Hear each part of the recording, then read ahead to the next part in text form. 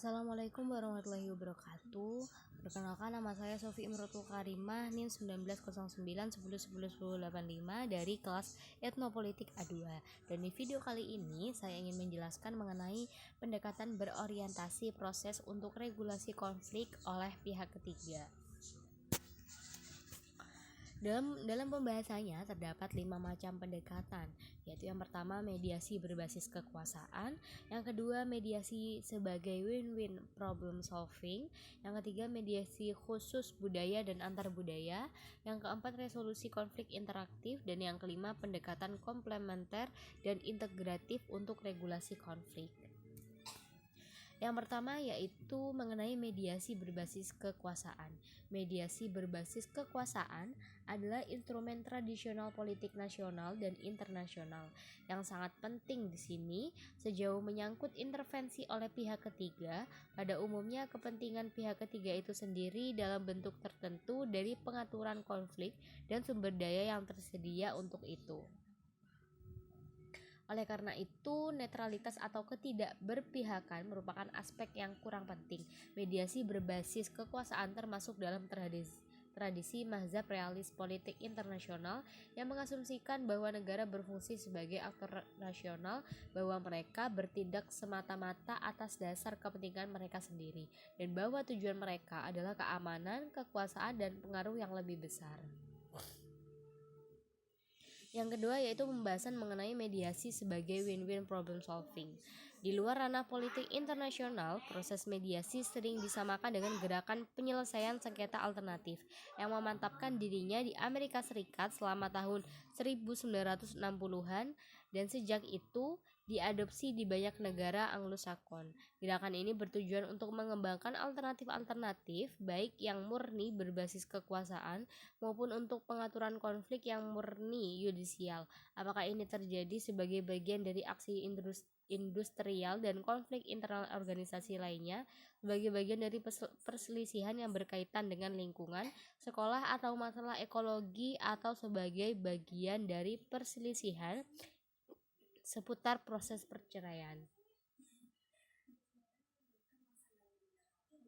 Gerakan ini bermula dari kritik terhadap bentuk-bentuk tradisional, otoriter, dan birokratis dari pengaturan konflik intramasyarakat. Itu terinspirasi oleh kampanye hak-hak sipil dan gerakan sosial lainnya yang bertujuan untuk menghapus ketidakadilan sosial dan pengurangan ketidakseimbangan kekuasaan. Akar metodologisnya terletak pada psikologi humanistik dan gerakan pelatihan hubungan manusia.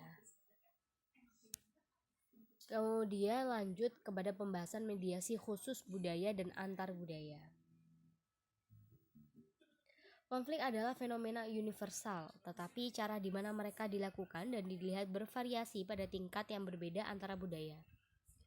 Penelitian kekhususan budaya dalam pelaksanaan konflik masih dalam tahap awal, tetapi ada beberapa studi banding yang setidaknya menunjukkan pentingnya sejumlah aspek kunci, terutama bagaimana aspek kolektivitisme, individualisme mempengaruhi budaya konflik. Dalam budaya individualistik, konflik dipandang terutama sebagai ketegangan antar individu yang harus diselesaikan sebagai suatu peraturan. Dengan memecah konflik menjadi unit-unit yang lebih kecil, konflik memainkan peran penting dalam pencapaian tujuan. Cara mereka dilakukan cenderung langsung, konfrontatif, dan dalam bentuk pertukaran bilateral antara mereka yang terkena dampak langsung. Dalam budaya kolektivitis, di sisi lain konflik dianggap terutama sebagai gangguan dari sistem sosial yang bersangkutan. Fungsi ekspresif setidaknya sama pentingnya dengan fungsi instrumental. Dalam menangani konflik, metode tidak langsung, non-konfrontatif, multilateral lebih disukai. Tujuan yang diinginkan adalah untuk melestarikan struktur sosial yang ada dan tidak memaksakan kehilangan muka pada siapapun. Kemudian yang keempat yaitu mengenai resolusi konflik interaktif. Sifat yang kurang lebih berbeda dari pendekatan intermasyarakat terutama untuk mediasi adalah bentuk intervensi pihak ketiga yang dirancang khusus untuk digunakan dalam konflik etnopolitik. Sampai saat ini belum ada terminologi terpadu untuk pendekatan ini. Perwakilannya antara lain menggunakan istilah berikut, yaitu komunikasi terkendali, lokakarya pemecahan masalah, konsultasi pihak ketiga, penyelesaian konflik, dan pembuktian.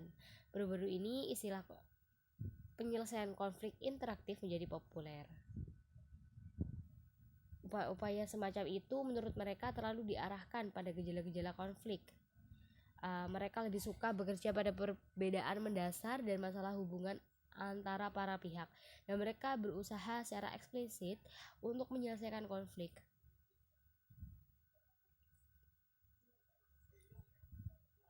Dasar yang menjadi dasar konsep asli konsultasi terdiri dari dua prinsip. Yang pertama adalah teori kebutuhan dasar manusia. Yang kedua yaitu menyatakan bahwa dengan memupuk empati timbal balik dan mengklarifikasi mode perilaku lain yang mungkin dan biaya yang ditimbulkannya, solusi konflik yang dapat disepakati bersama dapat ditemukan. Dengan kata lain, melalui wacana empatik dan rasional, kebutuhan dasar semua mitra dalam konflik terkait keamanan, identitas, dan partisipasi pada prinsipnya dapat dipenuhi. Kemudian yang terakhir yaitu pembahasan mengenai pendekatan komplementer dan integratif untuk regulasi konflik. Sebagian besar diskusi spesialis tentang metode dan teknik pengaturan konflik ironisnya mengikuti pola yang suka dikritik oleh para pengatur win-win solution, yaitu pola argumen either or. Mengingat kompleksitas konflik etnopolitik yang luar biasa, beberapa penyelidikan tentang paradigma keduanya dan mungkin sama menjanjikannya, Ronald J. Fisher dan Laura Lake Cashley karenanya berpendapat untuk mengembangkan model kontingensi, di mana kondisi yang mendikte kesesuaian berbagai pendekatan untuk fase, tingkat tindakan, dan aktor yang berbeda dalam proses konfliktual tertentu lebih cepat diidentifikasi. Setiap konflik membutuhkan kombinasi khusus dari strategi yang berbeda. Faktor utama yang menentukan bobot strategi tertentu dalam kombinasi ini sebagai tingkat eksalasi. Semakin akut konflik, semakin terarah intervensi pihak ketiga. Selain itu, mereka berpendapat untuk saling melengkapi erat antara upaya berdasarkan resolusi konflik interaktif dalam fase pranegosiasi dan mediasi direktif dalam negosiasi itu sendiri. Sekian video dari saya, kurang lebihnya mohon maaf. Wassalamualaikum warahmatullahi wabarakatuh.